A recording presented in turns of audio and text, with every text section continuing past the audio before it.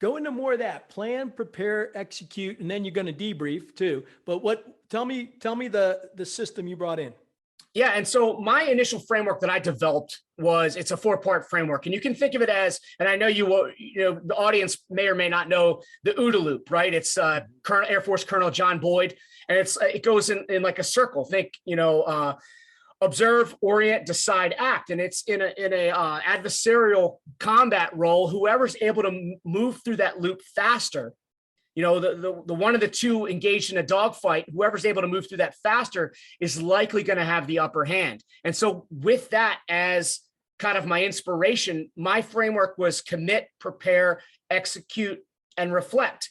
And the first part is the character pieces with commitment, right? If you want to do things of consequence, if you want to do hard stuff in the face of challenge, then you got to know who you are and what you stand for and what you're willing to do to be ready for those moments. And so one of the things that I would always have, when I work, whether it's with one-on-one coaching clients or whether it's at a workshop, is create a personal mission statement.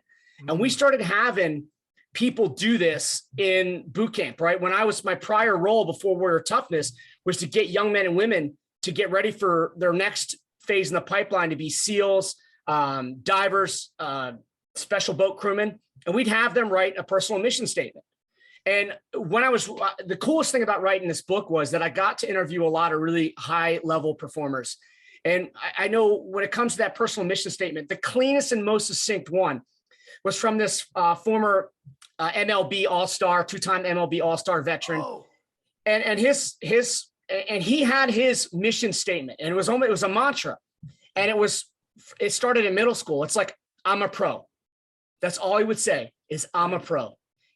And what he meant by that was when he got off the bus. Who was that, by the way? Michael Gadier. I love it. When he got off that bus to go play a game, he would say to himself, I'm a pro. And when he said I'm a pro, it means that my uniform is pressed, my shoes are clean, my hat's on straight. As he progressed, as he got older and he went to high school, when all of his friends are going out to parties, he's like, nope, I'm a pro. A pro does not get drunk when he's got a game the next day or so or practice. When it was football season, he said a pro will also go take batting practice in the off season.